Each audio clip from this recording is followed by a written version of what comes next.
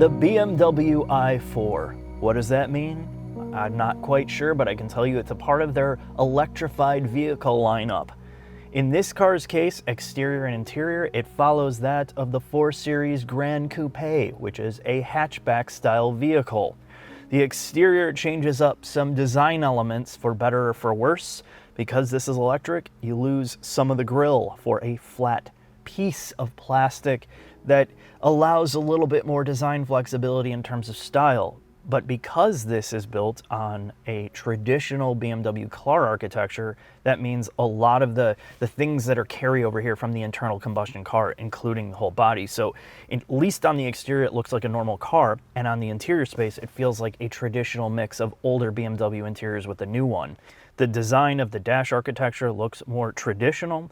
The door panels, of course, are very solid and very easy to use. They've remained a lot of the physical buttons and controls that you're used to, and there's just everything kind of looks and feels like where you would expect everything to be at.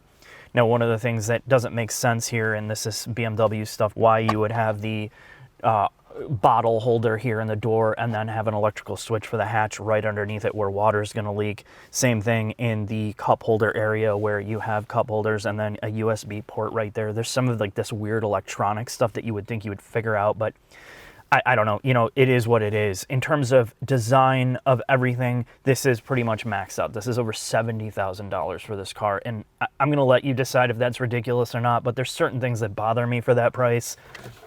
Manually adjusted steering wheel.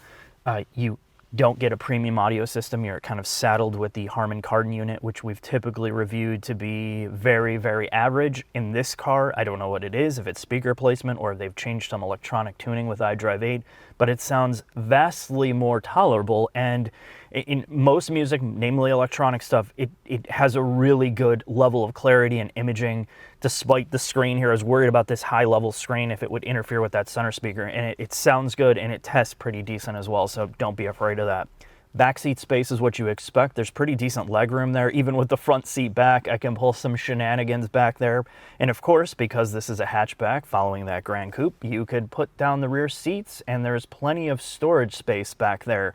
And you take off that little kind of hide tray that kind of hides your cargo stuff. Once that hatches up, there's a lot of room back there. I fit all my gear. I mean, it's a very usable platform, or very usable car without having to go to like or X3. So in that element, it's good. All the ergonomics and all the knobs, buttons, and switches in here are mostly solid. Now, the big change here really is they've gone to iDrive 8. And what does that mean? Well, the new design of iDrive connects these threaded screens, and you're going to see this on the iCars, the like iX. You're going to see it retrofitted in things like the X7 and some other products. You get rid of the screens that really are integrated into the dash, either gauge cluster and infotainment. Now they just have this stuck-on threaded screen, which you're seeing from Hyundai, you're seeing from Mercedes, and probably a lot of other brands, because let's face it, it's just cheaper to stick the screen on than trying to integrate this in the dash. And if they need to change design, well, they can just change the screen without having to relay out the dash architecture. Now, on one part, it looks way cheaper. It looks hyper generic, and I'm going to go back to something I said before, and I was really critical on BMW's last generation design. I'm like, all the cars look the same. The interior has like no wow factor. But now, as a BMW owner of that last generation design, I really appreciate how everything was physical. And that's something that iDrive 8 attempts to reverse.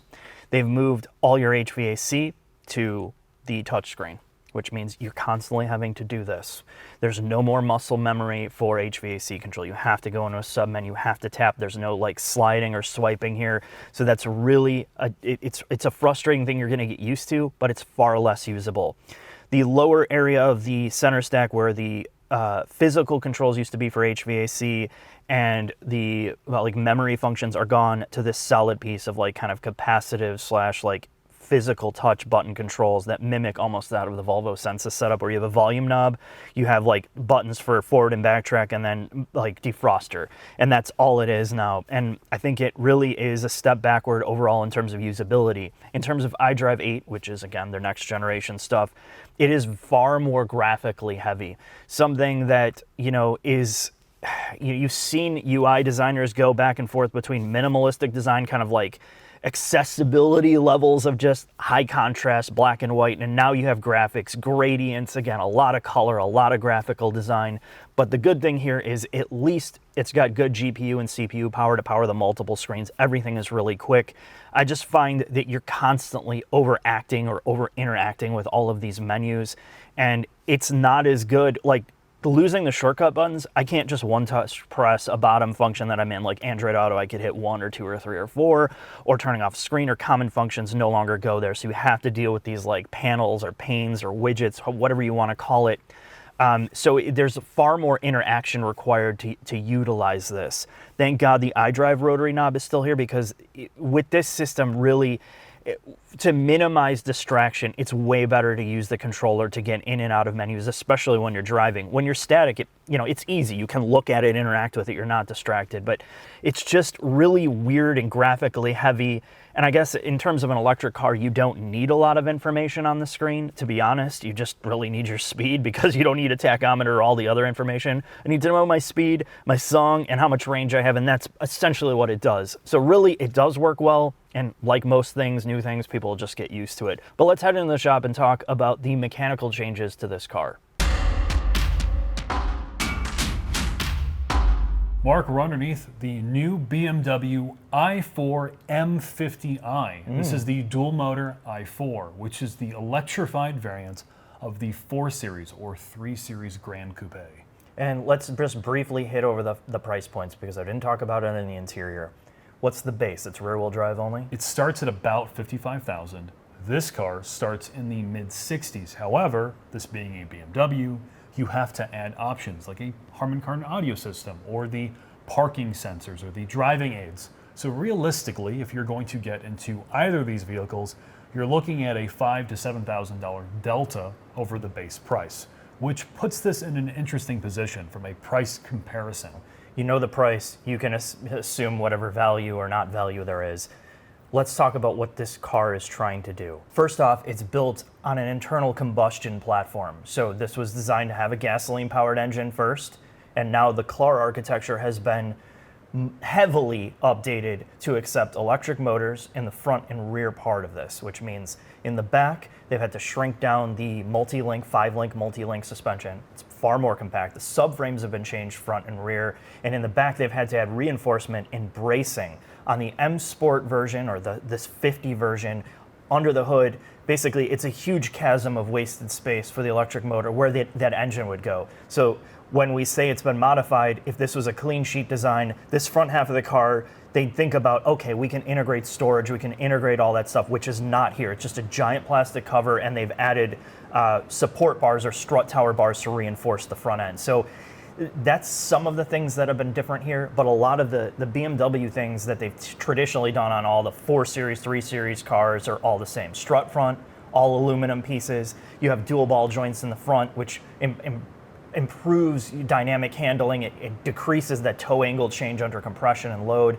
And then in the back, again, changes in suspension there. But what else are we talking about? So to be fair to this car, Mark, yes, it's built on Clar, but much like the Taycan video we just did, most, if not basically none of these suspension components on this car will probably translate directly to the equivalent 4 Series. They've had to make pretty radical changes. The thing to talk about, though, specifically to the i4, is you have 2 different suspension setups. You have the base i4, which is a non-active damper, or on the M Sport variant, you get more aggressive spring rates and more aggressive dampening loads, and they are also now active dampers. But you do have rear air shocks in this car to deal with the added weight and cargo carrying capacity of the specific vehicle. And it does auto level itself as well and lower itself when you get out to get into the load floor easier. The other thing to talk about in this car is, yes, this is a dual motor vehicle, and unlike the Taycan, it is more traditional in its setup, where there's a single speed gearbox. You have a smaller, less powerful motor in the front with a more powerful motor in the rear. I think the total output is about 460 or 470 horsepower, and there is a slight overboost function when you put this thing in launch control. And there is a pseudo rear differential in this car. So there's a slip actuator in the rear motor that is supposed to help put down the power and simulate a rear differential. But unlike, again, like the Taycan, which is a traditional e-diff, this car does not have that, which in my opinion leads to some interesting driving dynamics at the limit. And the Sport Boost function, it's like Sport Plus essentially with Sport Boost. That's where that mode will add the 60 plus horsepower of extra juice when you push down the pedal in certain conditions like launch control or various conditions where the system deems, hey, I can give you more voltage or power to the electric motors. So combined when it's doing that, again, we talked about this on other electric cars, it's all electronically controlled. You probably won't get the same performance twice in two different conditions, but it can go over like 520 horsepower total, which, you know, is it necessary? Is it needed? It's really a number, and it's not something you can quantify driving it compared, oh, does this feel the same as this car? It's just different every time you get on the throttle.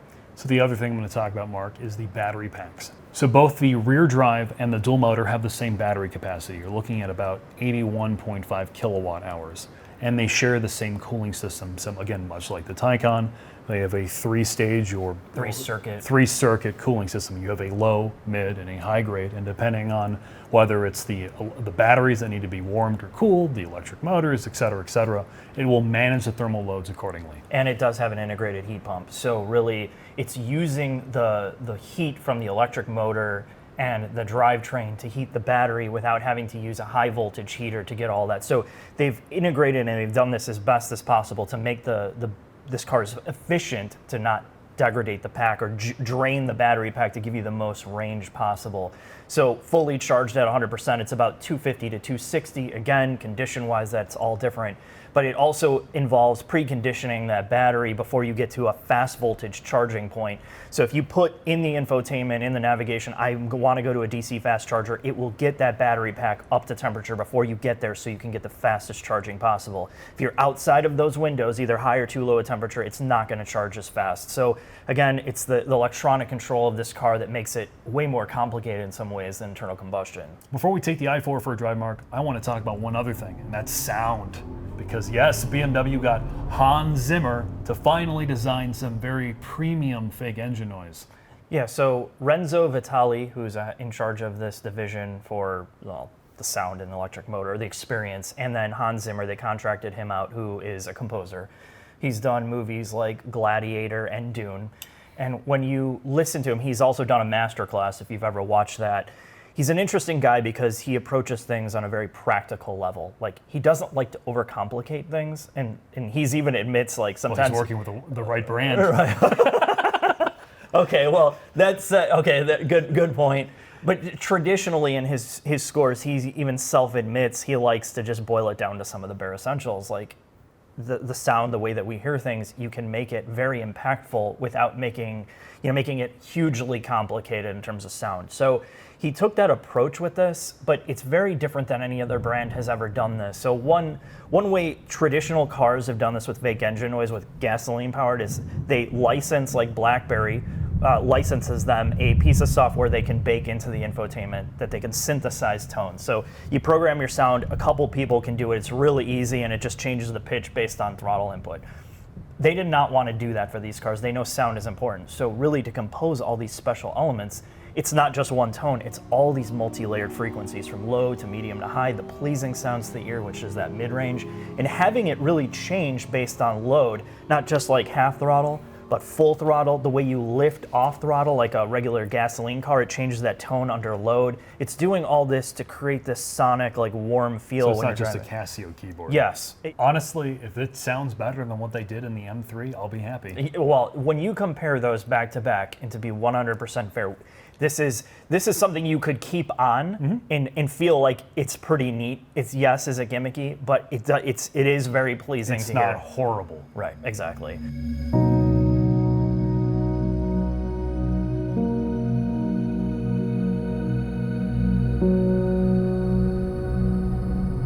Jack, BMW i4, Sport Boost on, traction off, in B mode for max regen, regen's on. We're gonna do launch control. Give me the full IMAX experience, Mark.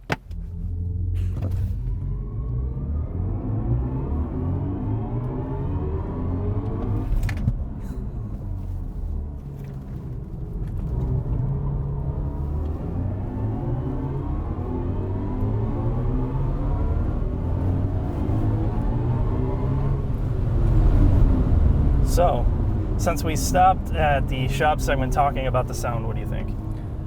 I think compared to what Porsche just did on their Taycan and what Hyundai has done, this does not annoy me at all. And in fact, in some ways it adds to the experience. You're right, there's a sense of like I know it's cliche, theater to it. Like, it really does add something to the experience.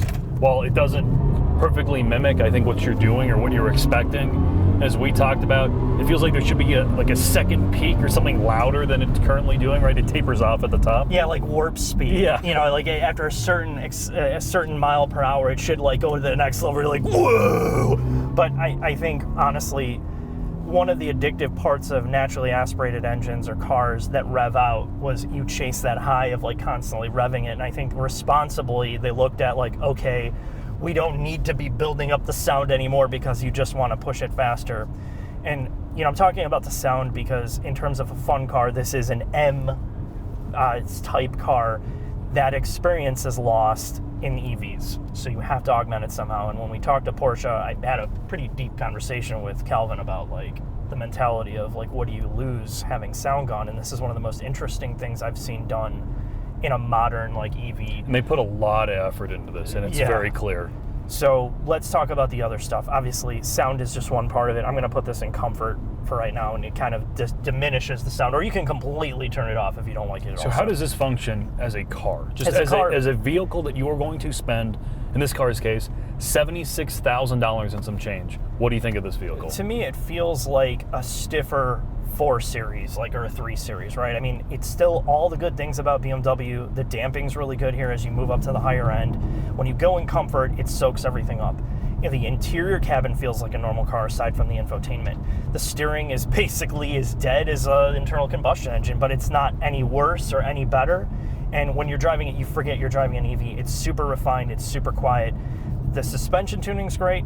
And what I really like about this, and I've seen some complaints about linearity of throttle, because now everything's digital. Brake by wire, throttle by wire, and you're gonna get the steer by wire. But for me, when you're in B mode, when it's in max regen, when you lift off, it's basically, you get used to almost that one pedal braking effect. But when you go back and you put it in a sporty mode, the throttle gets a lot more sensitive, obviously. But when you jam on it, even with traction and stability control off, there is like smoothing that it does on the throttle. So when you jam on it, foot to the floor, it doesn't like snap your head. It has that like millisecond delay of smoothing before the throttle goes full. So what it does is it does not upset the car as much. It doesn't upset you or me. It's a far less nauseating experience, and it's still super fast. Now in Sport Boost, which is like Sport Plus, that's where you get the extra power from launch control. And again, I'll do it one more time for the hell of it. But a lot of people say that there's a lot of hop in the back from this drivetrain in the back. The wheels hop quite a bit. And to me, it feels more like traction stability control cutting in.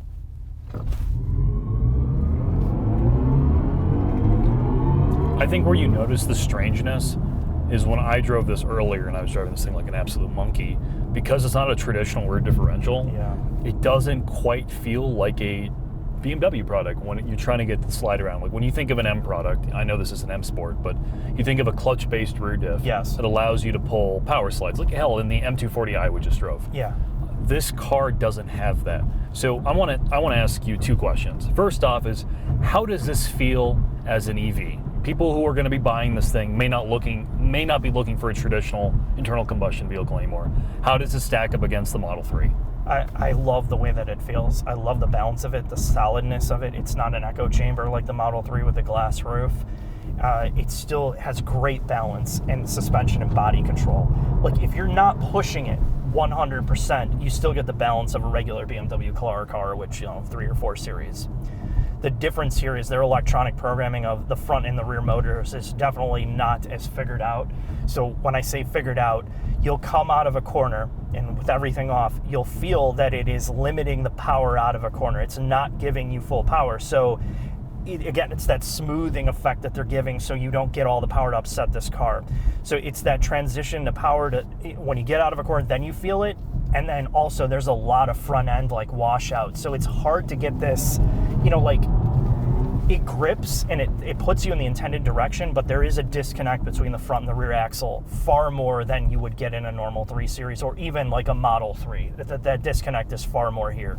So my next question then, and this is because it is a BMW, we both agree that what's good about this car versus a Tesla, it's the same thing that I said in the Taycan video, is BMW builds cars. Yes. And this is a 4 Series that happens to be electric. A Tesla product is a EV vehicle that unfortunately is driven by people, right? That's their philosophy as a corporation. They want to eliminate the driver. Yeah. So this still feels like a normal car, which is what you and I both like about it. But if you're coming from a BMW, the equivalent vehicle in a 3 or 4 Series has the B58 at this price point.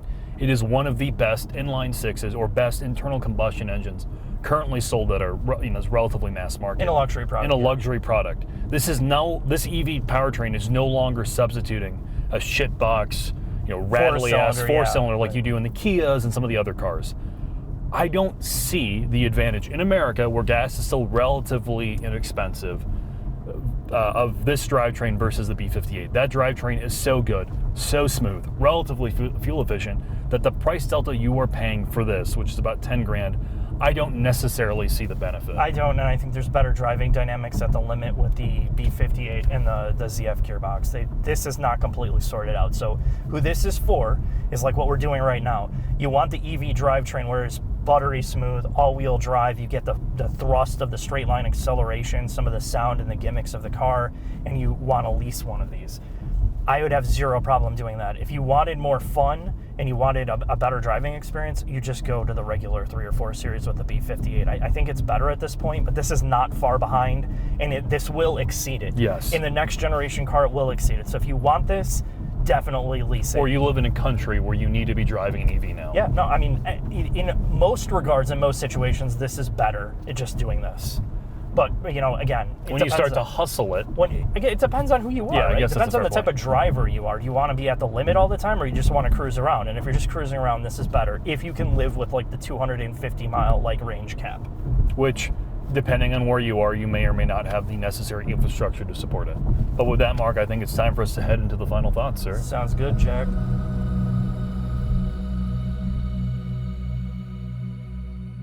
Final thoughts on the BMW i4 M50i. BMW took engineering lessons they learned from some of their early EV attempts, like the BMW i3, and translated those lessons into a far more usable and enjoyable vehicle to drive. With their updates to thermal management strategy of the batteries, the battery technology itself, and the electric motors, this i4 is a fairly good substitute to a more traditional luxury vehicle. And for the most part, it has a fairly organic feeling drivetrain.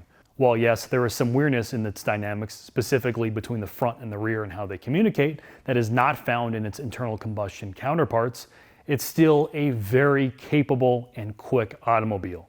So what do I think about the car as a whole? Well, I think the fact that BMW added back sound, something that's missing in so many EV vehicles, and not just noise for the sake of noise, by consulting with real music industry experts and using the shepherd's tone, the noise that's being generated in this vehicle actually adds to the experience versus detracts from it. And I'm sure in the future, with OTAs and everything else, you'll get some nice sound DLCs.